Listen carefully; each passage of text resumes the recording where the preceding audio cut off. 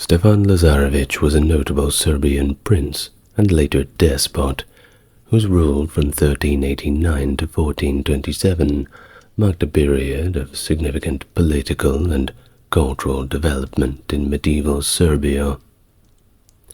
The son of Prince Lazar Hrabeljanović, who perished at the Battle of Kosovo against the Ottomans, Stefan initially succeeded his father as the ruler of Moravian Serbia. His early reign was thus characterized by a complex alliance with the Ottomans, as he became a vassal to Sultan Bayezid I after the battle. However, after the Ottoman defeat at the Battle of Ankara in 1402, Stefan shifted his allegiance to the Byzantine Empire, and later to the Kingdom of Hungary. He was granted the title of despot by the Byzantine Emperor in recognition of his status and authority. Under his rule, Lazarević significantly strengthened the Serbian state, enhancing its military and economic power. But he was also a patron of the arts and culture, fostering a renaissance that made his court a center of Serbian medieval culture, notably commissioning the construction of the monastery of Resava. His is a reign that is often seen as a golden age in the history of Serbia, leaving a lasting legacy on the region to this very day. Hello and welcome to the channel. If it's your first time here, it's great to meet you. And if you're coming back, it's great to have you here again. As always, if you want to support the channel, like and subscribe. It does wonders for the algo. Or if you want to go above and beyond, take a look in the video description. You'll find where you want to go. But for now, let's all get nice and relaxed, and we can begin our full biography of Stefan Lazarević. Stefan Lazarević was likely born in 1377 in Kruševac, the capital established by his father, Prince Lazar. Following the significant and chaotic Battle of Kosovo in June 15, 1389, where his father lost his life, Stefan ascended to the role of Serbian prince. However, since he had not yet come of age, his mother, Princess Milica, governed the state during the interim period. This Battle of Kosovo in 1389 was a critical and also symbolic event, marked notably by the deaths of both the Serbian leader Prince Lazar and the Ottoman Sultan Murad I. And this event is somewhat rare in history, with Murad distinguished as the first and only Ottoman ruler to be killed on the battlefield, not an achievement that anybody wants to unlock. Well, Stefan's ascent to the throne occurred during a particularly precarious time for Lazarević's state, which found itself encircled by formidable neighbors. You see, to one side there was Bayezid I, who after the Battle of Kosovo retreated to consolidate his power among the Ottomans. On the other side was Vuk Branković, Stefan's brother-in-law, i.e. he was married to Stefan's sister Mara, who emerged as the most potent of Serbian aristocrats following the battle. To the west, there was King Tvrtko I of Bosnia, who served as Ban from 1353 to 1377, and as king from 1377 to 1391.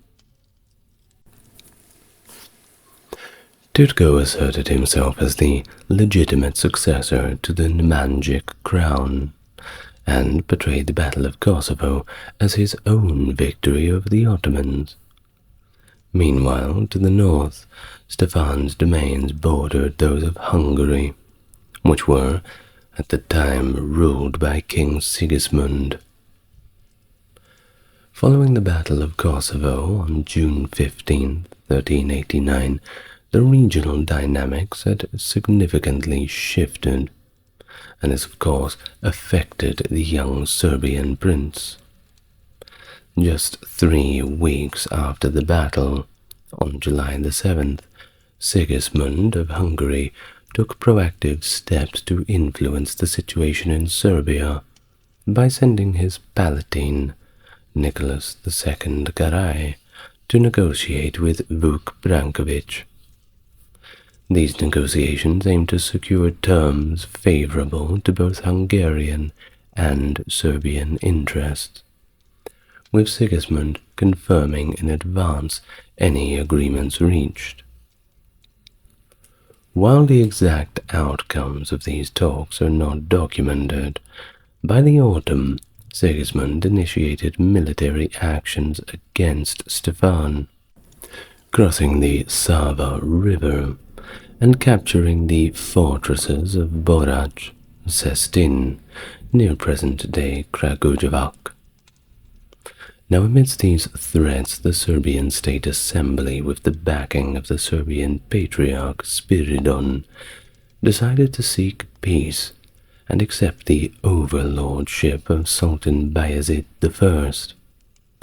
Negotiations with the Ottomans concluded with a peace treaty before mid-1390, notably before the death of Patriarch Spiridon on August 18, 1389. Under this treaty, Prince Stefan agreed to send additional troops to aid the Ottomans and pay tribute to them.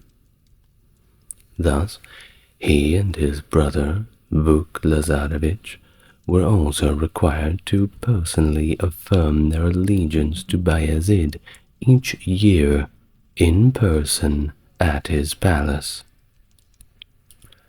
A significant aspect of this vassalage included the marriage of Stefan's youngest sister, Olivera, to Sultan Bayezid. Stefan personally escorted her to Bayezid in Bursa. Well, the impact of this alliance was immediately evident. By the summer of 1390, Serbian forces, augmented by Ottoman troops, recaptured lost cities, and, likely in these operations, the Ottomans seized Golubac. Stefan supported various Ottoman campaigns, while Bayezid assisted Stefan against his internal rivals, ultimately leading to the strengthening of Serbia. But what about the actions of Vuk Branković? Well, during this period, there's not as much information on that as we would like. We know that after the Battle of Kosovo, he did indeed expand his territories, including parts of Polimja, using the same title previously held by Prince Lazar. By May 1390, feeling a little threatened, Vuk sought assurances from the Republic of Ragusa for his safety, which might relate to the Ottoman forces aiding Stefan that summer in repelling Hungarian advances. However, there is no direct evidence of hostilities between Stefan and Vuk. Records do indicate that Vuk participated in the formal transfer of Prince Lazar's remains from Pristina to Ravanica Monastery between the late 1390 and early 1391, and also that Princess Milika visited his court in 1392. While the conflict along the Serbian-Hungarian border continued for the next 2 years, with King Sigismund frequently visiting the Danube army. In the summer of 1392, he crossed the river near Kovin, marched to the city of Zdrelo near Zaljevo, then retreated in an attempt to capture Golubac. During this time, Vuk Brankovic's territories were under Ottoman attack. By early 1392, the Ottomans had captured Skopje and continued northward, forcing Vuk, by the end of the year, to agree to peace with Bayezid and to become his vassal. In 1393, Stefan Lazarević officially assumed the throne as an adult ruler, marking the end of the regency period led by his mother, Princess Milica. Following this transition, Milica became a nun and retreated to her endowment, the monastery Ljubostinia. That same year, Sultan Bayezid took action against his Bulgarian vassals, suspecting them of collusion with the Hungarian king Sigismund. This, of course, led to the siege of Veliko Tarnovo and the devastation of Bulgaria, impacting Stefan's brother-in-law, the Bulgarian ruler Ivan Shishman. The tumultuous situation prompted many Bulgarian scholars and nobles to seek refuge in neighboring Christian countries, including Serbia. Of course, they brought with them all of their cultural knowledge, which rather enriched the intellectual life in Serbia. Towards the end of 1393 and into early 1394, Bayezid convened a meeting of his Christian vassals in Ceres. Notable attendees included Stefan, Emperor Manuel II of the Byzantine Empire, his nephew John VII, his brother Theodore I of Morea, and the Serbian lord Constantine Dragaš. There was a belief, supported by Byzantine sources, that Bayezid initially planned to eliminate these vassals at the meeting and to seize their territories. An order for their execution was issued, but not immediately acted upon. Bayezid then reconsidered and decided to spare them. Following this reprieve, some vassals returned home, while others joined the Ottoman campaign, leading to the conquest of Thessaly and the capture of Thessaloniki on the 12th of April. In the autumn of 1394, Bayezid began mobilizing for a campaign against Mircea I, the voivode of Wallachia. Stefan personally led the Serbian heavy cavalry, with Serbian nobles such as Marko Miranković and Constantine Dragaš, along with Constantine Balasic, commanding their respective forces. The campaign led to the Battle of Rovinj on May 17, 1395, near present-day Pitești, which ended in a victory for Wallachia. In this battle, both Marko and Dragaš were killed, and Bayezid subsequently annexed their territories. According to Constantine, the philosopher, in his Life of Stefan Lazarević, Marko expressed a poignant wish before the battle, hoping for divine support for the Christians, and to be among the first to die in the war. A kind of martyrdom complex, it seems. Well, following the defeat, the Ottoman forces captured Vidin, and, reinforced by Serbian detachments, advanced into Banat during the summer of 1396. This offensive also targeted the lands of Vuk Branković, leading to the conquest of a large part of his territory, including Pristina.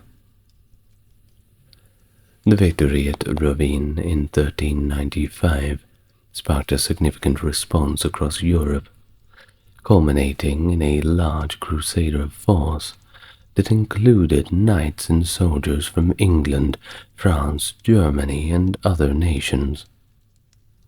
The force was joined by Hungarian King Sigismund and Mircea I of Wallachia, alongside a Venetian fleet that entered the Danube from the Black Sea to support the land forces. The Crusaders gathered in Hungary and initiated their campaign by crossing the Danube and capturing Vidin.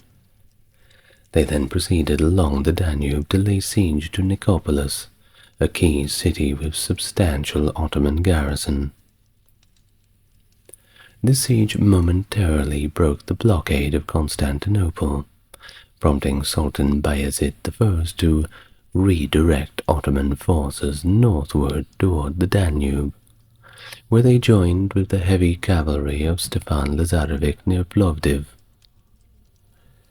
On September the 25th, 1396, a critical battle unfolded, leading to the complete destruction of the Crusader forces at the Battle of Nicopolis. Despite their numerical superiority, the Crusaders suffered from a lack of coordinated command and a poor understanding of Ottoman military tactics. The battle began favorably for the Crusaders, but the Ottomans launched a counterattack that was initially resisted by the Hungarian knights. At this turning point, the Serbian heavy cavalry, led personally by Stefan Lazarević, executed a decisive maneuver. They broke through the Hungarian lines, surrounded King Sigismund, and specifically targeted the troops of Nicholas II Garai, dispersing them. This action caused confusion among the Crusaders, some of whom believed Sigismund had been killed, and thus the battle was lost. The Hungarian commanders persuaded Sigismund that retreat was the best option. This breakdown in Crusader ranks led to a devastating defeat, with Johann Schildberger, a participant in the battle, describing how Stefan's forces, emerging from a grove on Bayezid's left wing, launched a sudden and effective attack. Stefan's cavalry was instrumental in crushing the king's banner and turning the tide of the battle. The aftermath of the Battle of Nicopolis was catastrophic for the Balkan Christians. Vidin was destroyed. Athens was occupied in 1397, the despotate of Morea was devastated, and the fall of Constantinople seemed inevitable. Vuk Branković's territory was overtaken by the Ottomans, and Branković himself was captured, dying in captivity in 1397. Most of his domain was transferred to Stefan Lazarević, while a smaller portion centered around Vucitern was left to his wife Maria and sons Durad, Gerger, and Lazar. The Ottomans also retained strategic locations under their direct control. In addition, the Ottomans launched raids into Hungary, pillaging the southern regions, including Zemun, which was devastated, and Sremska Mitrovica, which was burned down and its population displaced. The Battle of Nicopolis and its aftermath shows the shifting power dynamic in the region and marked a pivotal moment in Lazarević's rule. His tactical skill at Nicopolis and the politics that followed, including a potential pre-battle dealings and his actions during the battle, shows his complex role in this period of intense conflict. His later induction into the Order of the Dragon as its first member was possibly influenced by his actions during the battle, especially his maneuver that allowed King Sigismund to escape to Venetian ships on the Danube. In January 1398, the Ottomans launched a new offensive into Bosnia. This military campaign was led by Musa Celebi, one of Bayezid's sons, and included additional Serbian forces commanded by Lazarević. The primary aim of this incursion was to plunder the region, but the campaign yielded little strategic success, largely due to the harsh winter conditions, which led many soldiers and captives to return to their own territories. During this time, certain Serbian nobles sought to exploit Stefan's absence on the campaign to seize power for themselves. Dukes Novak Belokrović and Nikola Zokic, along with Voivode Mihailo, plotted to discredit Stefan by suggesting to Bayezid that the unsuccessful invasion of Bosnia was due to Stefan's alleged secret dealings with King Sigismund of Hungary behind closed doors. They intended to convince the Sultan that Stefan was an unreliable vassal who should be removed. However, the exact sequence of these events is not well documented, but it is clear that Stefan became aware of this conspiracy, likely through information from Mihailo.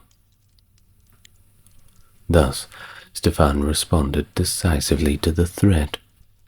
He summoned Duke Novak, who held lands in Toplica and near Pek in Vosno, to his castle, and then executed him.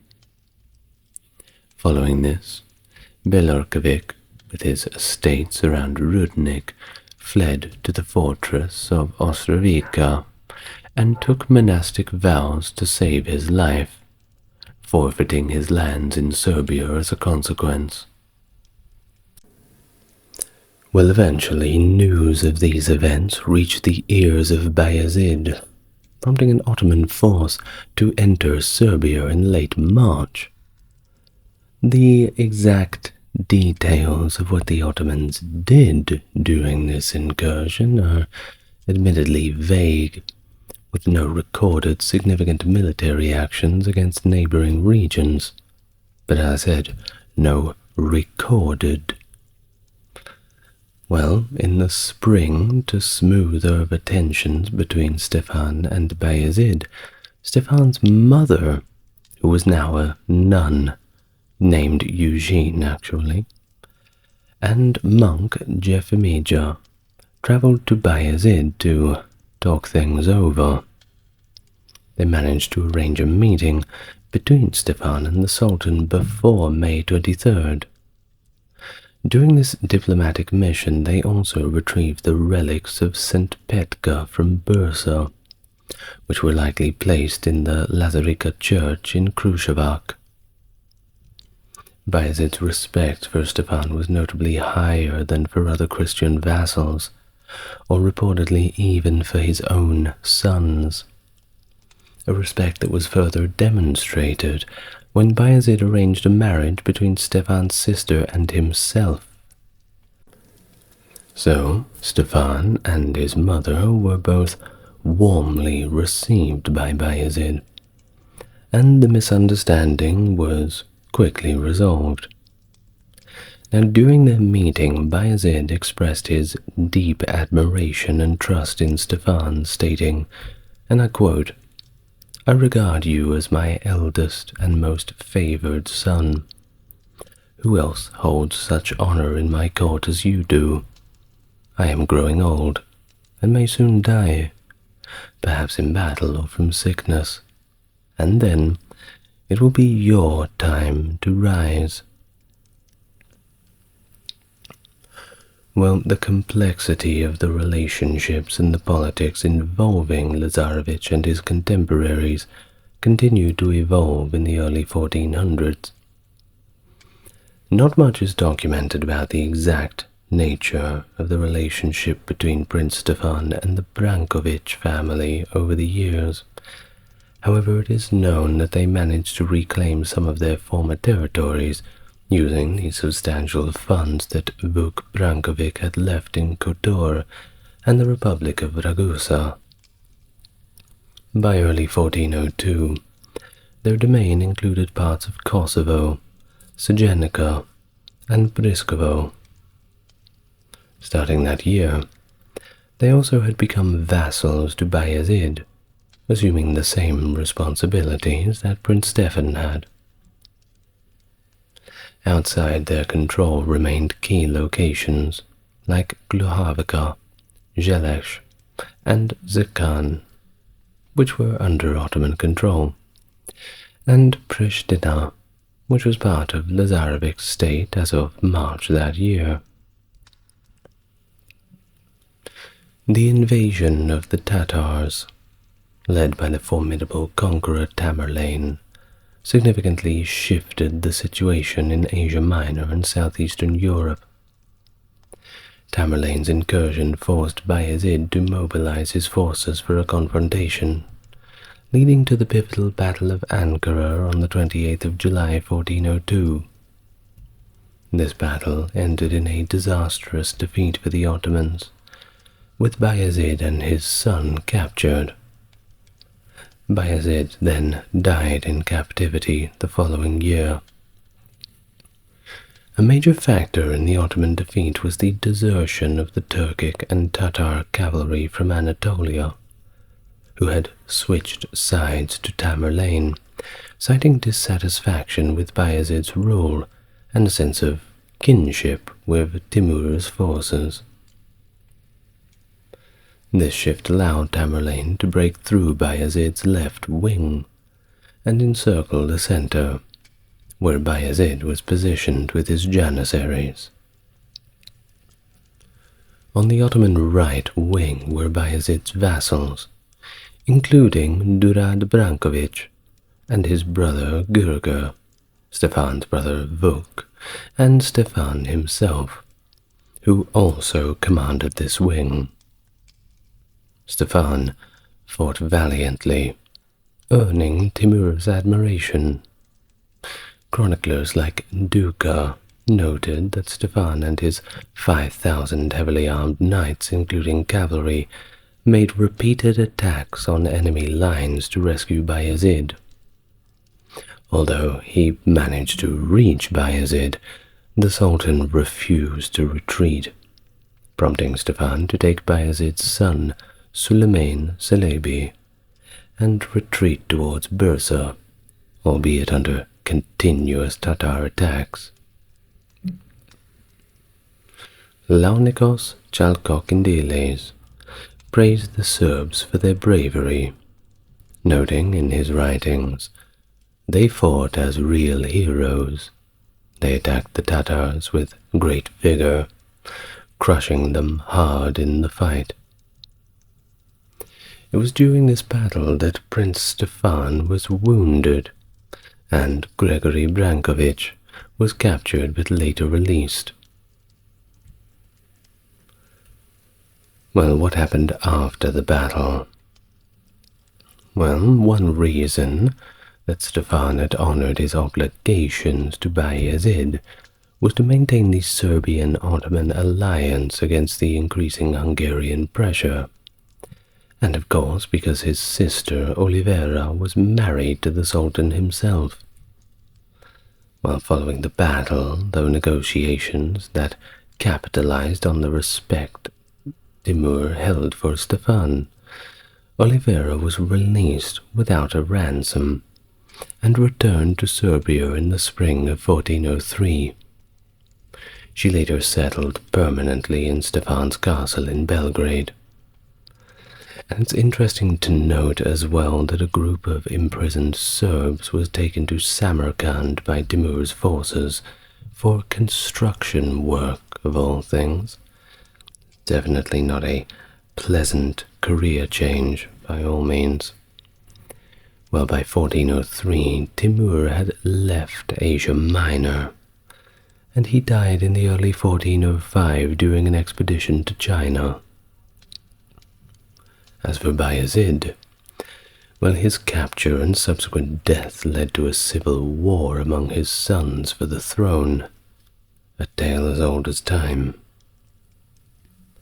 After the tumult in Bursa, Stefan and his brother Vuk traveled to Constantinople, which had finally been freed from years of Ottoman blockade.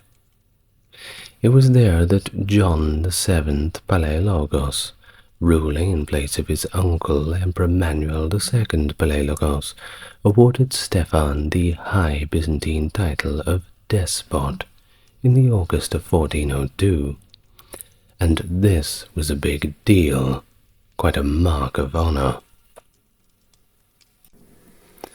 In late October of 1402, Lazarević led his army from Bar through Balashik and Venetian territories, from Shkodër to Kosovo.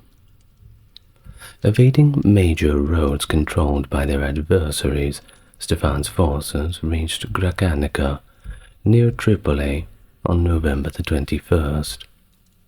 In the ensuing battle, forces loyal to Branković, reinforced by Ottoman units, suffered a defeat. Prior to the battle, following his mother's instructions, Stefan divided his forces. He positioned the majority of his troops under his brother Vuk's command to confront the forces led by Đurađ Branković, while he took the smaller segment to engage the Ottomans. Stefan's troops achieved victory, but a significant role was played by Caesar Ujesha Vlatković. Although an Ottoman vassal, Uglesa disclosed the war plans to Stefan and switched sides during the battle. In gratitude, Stefan granted him authority over Vranje, Inoshte, and Preševo, regions previously controlled by his father, and now linked to the Serbian despotate. After the battle, Stefan retreated to Novo Brdo, where he and Vuk engaged in a heated argument. Vuk had criticized Stefan for not understanding the casualties of war and accused him of poor leadership, as the majority of their forces under Vuk's command had been defeated by Đurađ Branković's army. Well, either way, the victory at Tripoli allowed Stefan to secure his throne and increase his influence in Serbia. But his conflict with Branković had persisted, and was further complicated by the tensions with his brother Vuk. In the summer of 1403, Vuk left Serbia to seek aid from Suleiman, hoping to force Stefan to cede part of the state administration. Their mother thus followed Vuk, but she couldn't reach him before he arrived at the Suleiman's court. Nevertheless, she successfully reconciled the brothers by October 1404 and smoothed relations between Stefan and Suleiman.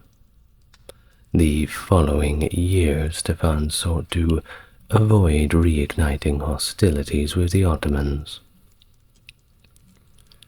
In 1403, Suleiman was in Gallipoli, negotiating with various Christian states, including Byzantium, Genoa, Venice, the Knights Hospitaller, and Naxos, to secure an alliance and launch an offensive against his brothers in Asia Minor. These negotiations resulted in Byzantium shedding its vassal status to the Ottomans, regaining Thessaloniki and several cities along the coasts of the Bosphorus and the Black Sea. Although Stefan likely wasn't directly involved in these talks, under the agreement he maintained his territories, but was still required to pay tribute and provide military support to the Sultan, albeit without having the obligation to lead the forces personally. During this period, the Kingdom of Hungary was in crisis, with King Sigismund having lost his throne in April 1401, when part of the nobility captured him in Buda. Released later that year, he spent much of the following year in Bohemia. The shifting conditions in southeast Europe led to a closer relationship between Stefan and Sigismund, and Stefan needed a strong ally to help free him from this Ottoman control and secure his throne amidst his conflict with Brankovic, who had the support of Suleiman.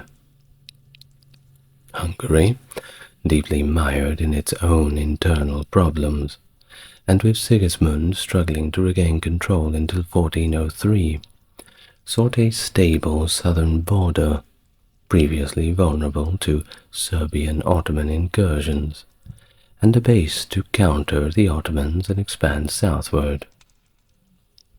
Negotiations were likely initiated by the Hungarian side, namely Sigismund, who sent emissaries, including his Florentine associate Filippo Scolari, to Stefan.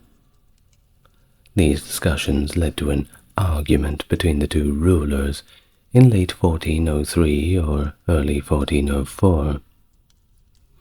Under this agreement, Stefan accepted a vassal relationship with Sigismund and received Makva and Belgrade, strengthening his northern border marked by the Sava and Danube rivers. As a close ally, Stefan became one of the first knights in the Order of the Dragon, marking a significant strategic realignment in the region. In early 1404, he initiated a campaign against the lands of the Brankovics, around the river Sitnica, and then extended his military efforts to areas under Ottoman control, potentially with the support of Hungarian troops. The exact regions from which he managed to expel the Ottomans are not fully known, but it's believed that his offensive targeted eastern Serbia and Kosovo. Following these military successes, Stefan was able to negotiate peace with the Brankovics, and, through his mother, reconcile with Suleiman. He immediately began rebuilding the fortifications of Belgrade after taking control, as they had been destroyed by the Ottomans in 1397. He also initiated urban development projects that continued until the end of his reign. By early 1405, Stefan had moved his capital from Kruševac to Belgrade. In September of the same year, he married Helena Gattulusio, but 2 months later, the death of his mother left him without a significant pillar of support.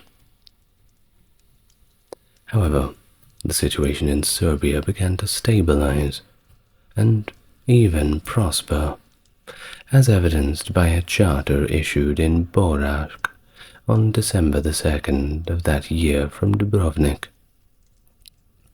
The negotiations concerning trade privileges were conducted throughout the year, and with this charter, Stefan confirmed the privileges that Dubrovnik merchants had previously enjoyed. In early 1405, a major rebellion broke out against Venetian rule in Skadar, due to the oppressive and arrogant manner in which the Venetians governed. including the impounding of property and denial of rights to Orthodox churches. Stefan's nephew, Balsha III, became involved in this resistance, aiming to reclaim cities that his father had ceded to Venice in 1396 to protect them from Ottoman incursions. He sought help from Suleiman and Duke Vuk Lazarević, but the conflict unfolded without major battles or a clear victor. Stefan mediated in the peace negotiations, which initially failed despite several attempts. Although a peace agreement was finally signed in June of 1408, with Stefan as one of the guarantors, but the conflict continued regardless. In December of 1408, Sigismund, the founder of the Order of the Dragon, and Lazarević were among the first knights, recognized in the founding charter on December 13, 1408. He attended the ceremony in Buda, where the dragon symbol became part of his new court insignia. During this period, Stefan faced even more protests from Vuk, who was dissatisfied with his refusal to share the throne and part of the state administration. His disappointment was likely exacerbated by Stefan's alliance with Sigismund and the West, prompting him to seek military aid from Suleiman. In exchange, Vuk promised to recognize Suleiman's sovereignty if he received his own state and if the Brankovic family joined his side. In early 1409, Suleiman's forces invaded Serbia, reaching the battlefield of Kosovo, and nearby Pristina was destroyed, as noted in a letter to Dubrovnik in February. Merchants in Serbia were advised to maintain neutrality during the conflict, but to avoid harming Stefan's people and assist in the defense of towns if attacked. Sigismund supported Stefan, with forces led by Philip de Scolari joining in Serbia in late January. The quick response indicated that Stefan and Sigismund were aware of Vuk's plans to join Suleiman, and therefore had made provisions. By early May, Sigismund himself went to Serbia, joined by Ban Jovan Morovic of Makva. But in June, Suleiman launched a new offensive. After intense battles throughout the summer, Stefan retreated to Belgrade, refusing to comply with Suleiman but eventually negotiating with his brother. This led to a practical division of the country, with Vuk administering the southern part, including the area south of the West Moravia, on his terms and recognizing Suleiman's suzerainty, as did the Brankovic family. In addition to these internal conflicts, 1409 saw several key events that shifted the situation in the Balkans. Suleiman finally made peace with the Venetians in June, agreeing to pay them an annual tribute and cede former Venetian territories in Skadar and Zeta. His brother and rival, Musa Celebi, moved to Europe and began gathering supporters for his fight against Suleiman. Amid the escalating conflict with the Ottomans, Lazarević and Celebi found themselves as natural allies. Stefan first assessed Musa's military capabilities through his emissary, Duke Vitko, before initiating negotiations that culminated in a formal alliance. Alongside Stefan, the Brankovic family and Vuk Lazarević also aligned themselves with Musa. With Suleiman occupied in Asia Minor, Musa's forces commenced an offensive, capturing Gallipoli by early 1410 and reaching Yambol by February 13th, overcoming the defences led by the Burglerbeg Sinan. This forced Suleiman to attempt to return to Europe to confront Musa. During this period, the Byzantine Emperor Manuel II Palaiologos, maintaining friendly relations with Stefan, facilitated Musa's efforts by providing a ship for him to cross the Bosphorus. Manuel's influence significantly altered the regional power dynamic, prompting former supporters of Musa to switch their allegiance to Suleiman. In an effort to support the transfer of his forces to Europe, Vuk sought assistance from the Venetian fleet in early June. However, he soon defected to Suleiman, followed by the Brankovic brothers. Stefan and Musa attempted to prevent Suleiman's forces from crossing into Europe by targeting the fleet transporting them. While they managed to destroy some ships near Galata, Suleiman's forces still succeeded in crossing the Bosphorus Strait. The decisive battle between the sons of Bayezid took place on the 15th of June at the Battle of Kosovo near the Golden Horn, just outside Constantinople's Byzantine land walls. Musa's forces were defeated, and as he fled the battlefield, Stefan withdrew. Following the battle, Emperor Manuel arranged for the ships to transport Stefan to Constantinople, despite his own leanings towards Suleiman.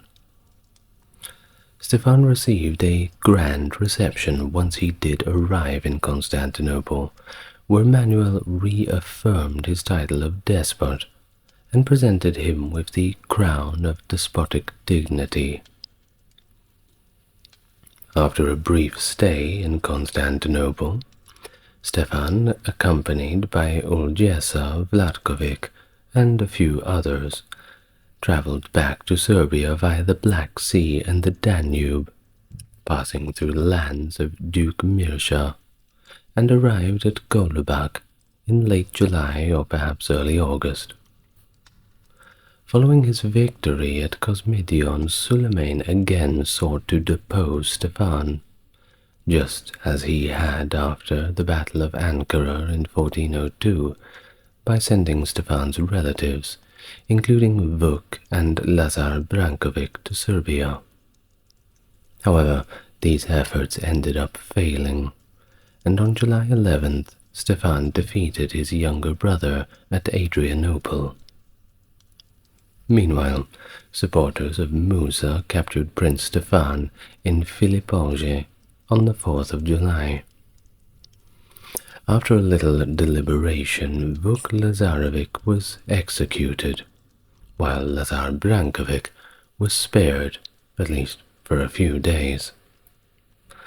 Musa tried to coerce Durad Brankovic to switch sides for the upcoming Battle of Adrianople on July 11th, but Durad refused and played a key role in Suleiman's victory, leading to Lazar's execution.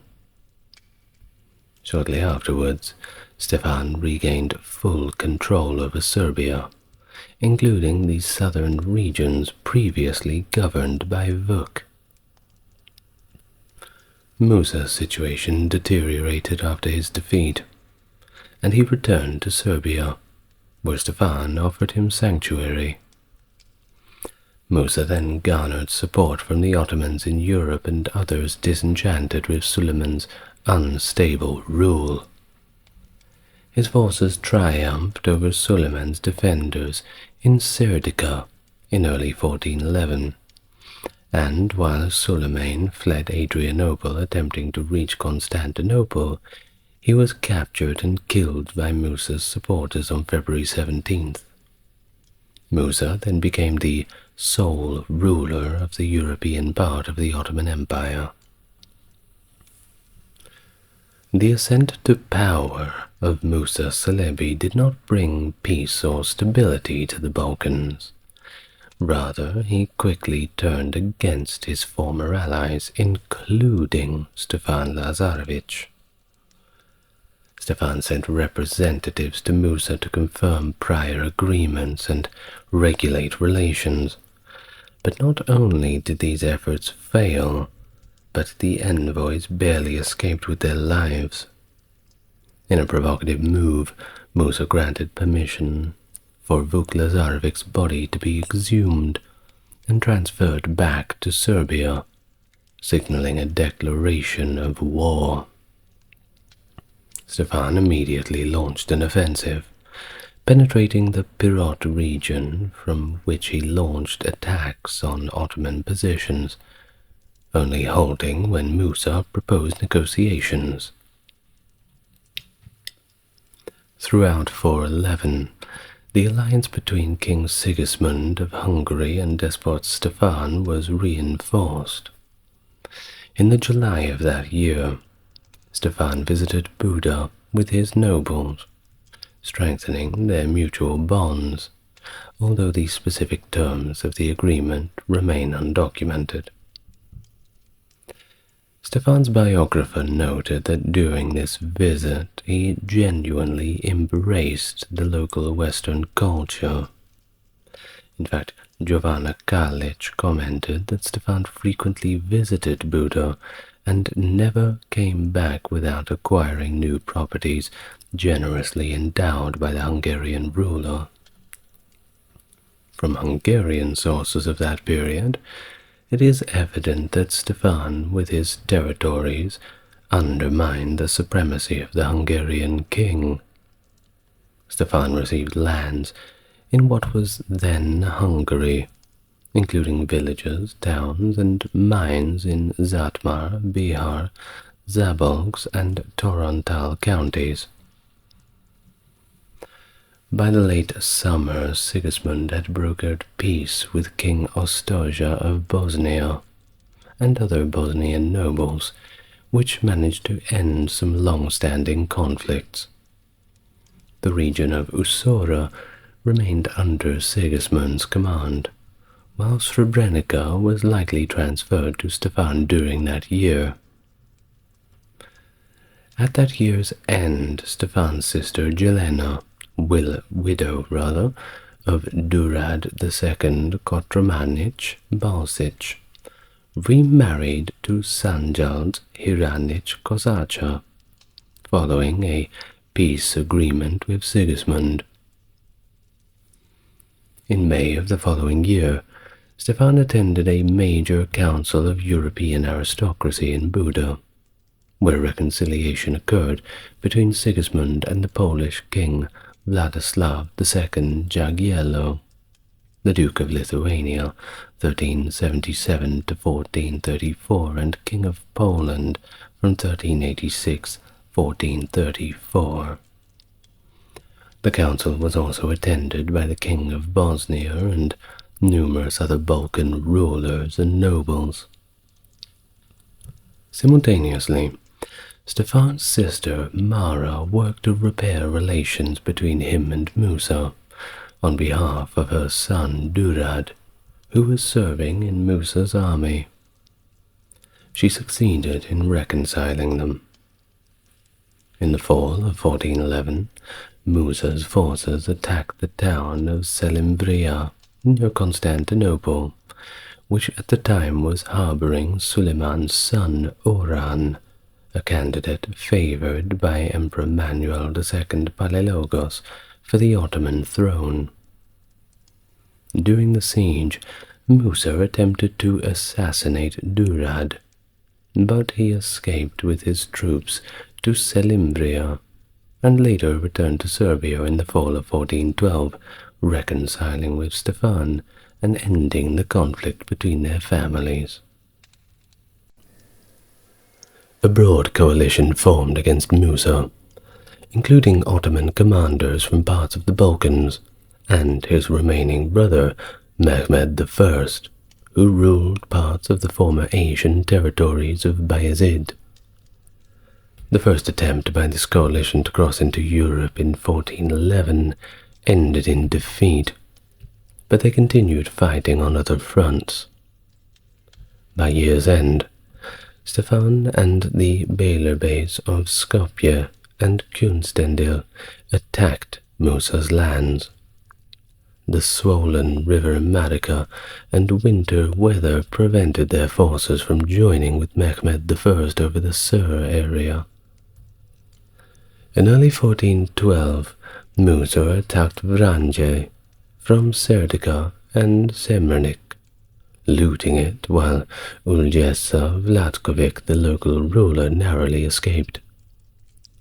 Musa's forces then marched to Novo Brdo, but retreated upon learning of Stefan's approach and headed to Thessaloniki and Thessaly.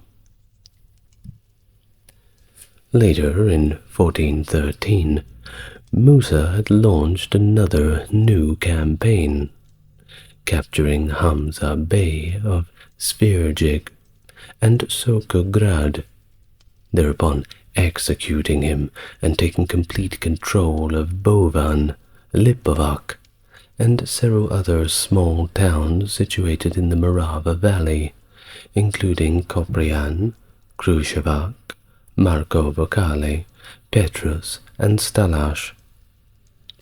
Reports in March from Novo Brdo to Dubrovnik indicated Musa's forces also devastated Toplica and Branicevo. During this time, Stefan had gathered his forces with military support from Sigismund and his son-in-law, Sandal Hranik Kosasha. Their armies merged near Kruševac and moved south, with some of Musa's supporters, including army commanders Evrenos, joining them by the Toplica River at Dobrik, near Koprian.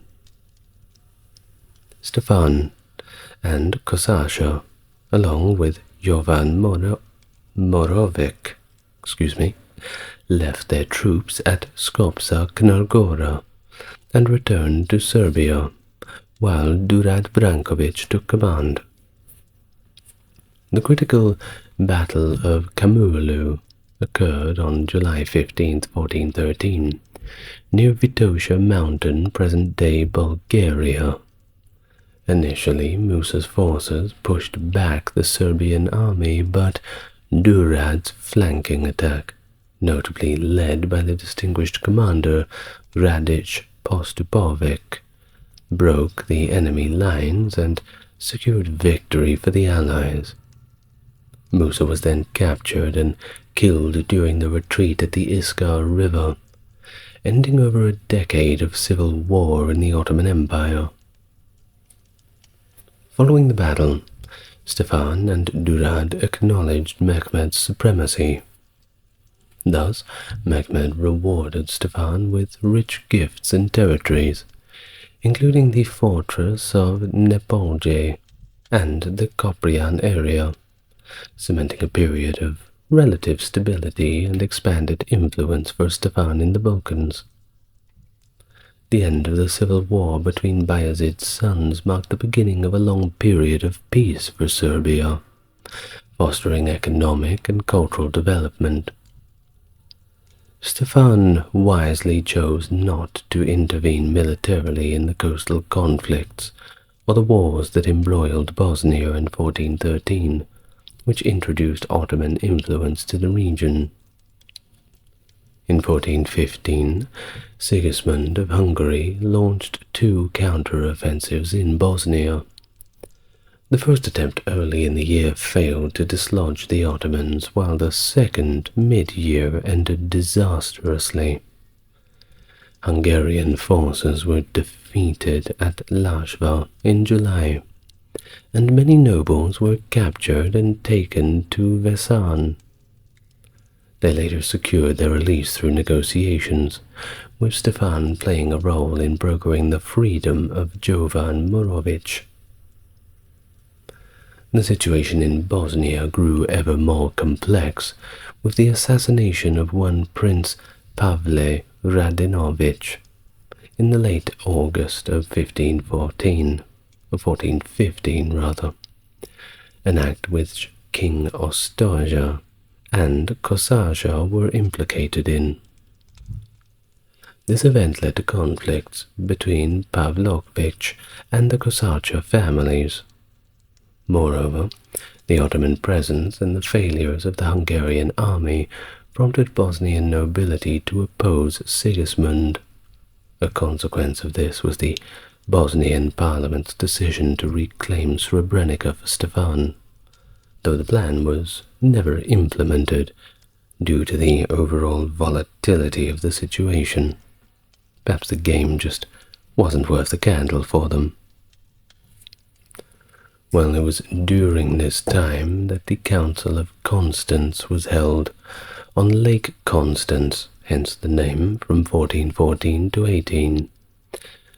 It was a significant ecclesiastical assembly addressing the Western Schism and the fate of Jan Hus, who was executed on July 6, 1415, sparking the Hussite Wars.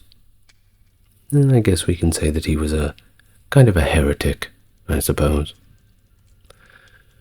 Well, the council also highlighted the Ottoman threat, of course. A Serbian mission was present at the council too, and it is speculated, though not proven, that Stefan himself had attended. Well, despite being an Ottoman vassal, Stefan did not abandon efforts to escape Ottoman dominance. This is evident from his letters to subordinates in Hungary and representatives in the Byzantine Empire and the Republic of Venice. He indicated that Serbia would join a broader anti-Ottoman coalition if one was to form.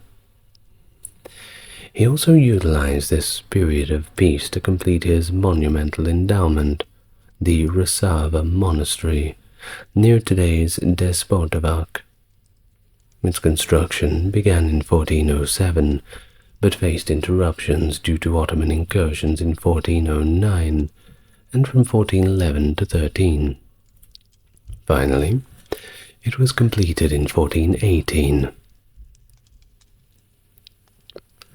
Now, Stefan, as we've mentioned, was a notable patron of the arts, supporting scholars from Serbia and those exiled from countries that were occupied by the Ottomans.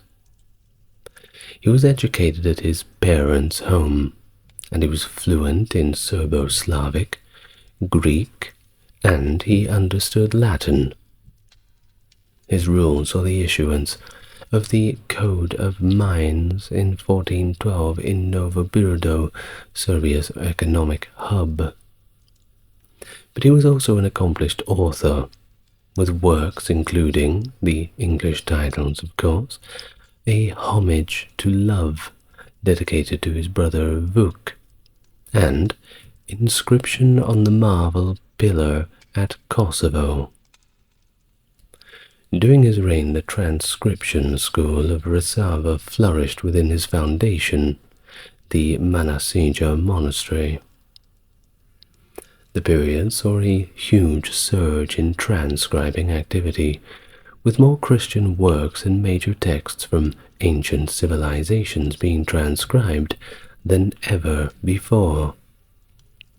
In fact, at the Resava Monastery, Constantine the philosopher, a renowned Serbian teacher and translator, established the influential orthographic school, a school that was aimed to correct errors in ecclesiastical literature resulting from multiple translations and incorrect transcriptions.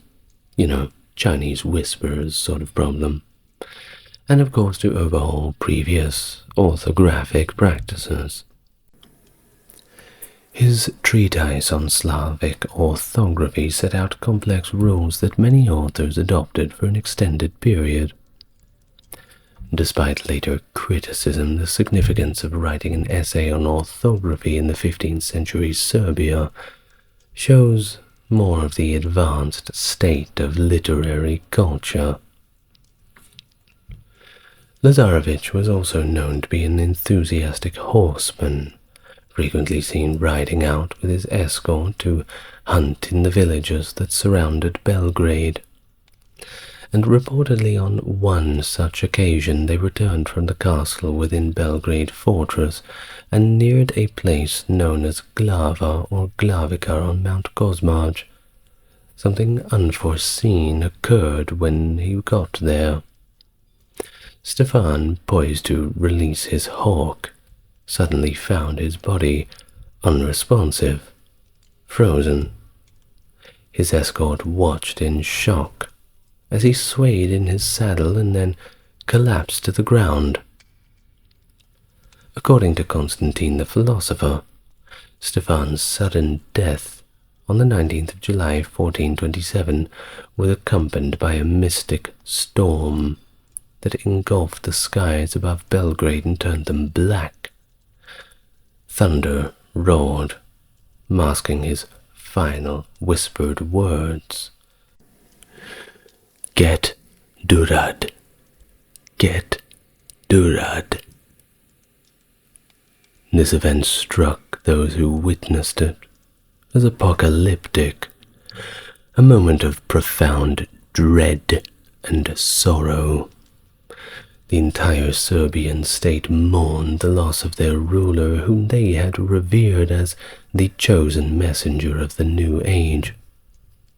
It was a death that marked the beginning of one of the most challenging periods in the history of the Serbian state and its people.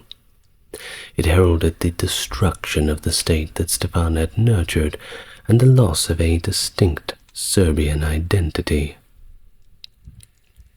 This period was steeped in the old Byzantine South Slavonic prophecies, such as the revelation of Pseudo-Methodius, the apocryphal visions of Daniel, the oracles of Leo the Wise.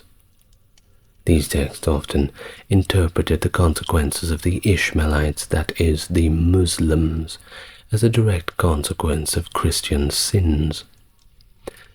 For Orthodox Christians in the 15th century, this interpretation became particularly compelling, as it aligned with the prevailing eschatological belief in the end of the world in the year 7000 from the creation of the world, which would bring them to 1491 to 92 according to the Byzantine calendar.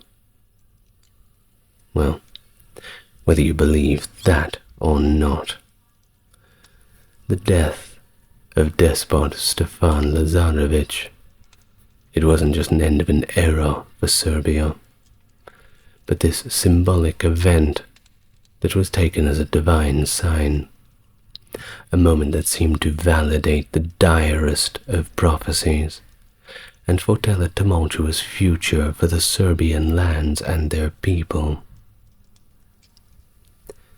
Well, if you've seen pictures of these cities and the beautiful places they have in Serbia, I dare say it didn't turn out too bad for them. God knows what the future holds, though. One shudders to think. Well, thank you very much for joining me again. This one was a little bit longer, I know. But somebody asked me to do a video about Stefan Lazarević, and I didn't know much about him. So here I am, doing the video about Stefan Lazarević. When I was a young lad, my family knew friends that were from Serbia. They used to bring us around Cevapi, and it was the most beautiful thing I'd ever tasted. It was fantastic. Well, I'd like to thank my top-tier patrons and members, Britt, Charles, Stark Factory, JC, Jeffrey, Wendy, and Tim. Thank you very much. And I'd like to thank you for listening all of this way. I'm sure that the spirit of Lazarević is looking down upon you. Thank you very much for listening. I will see you tomorrow. Good night, everyone. Lots of love.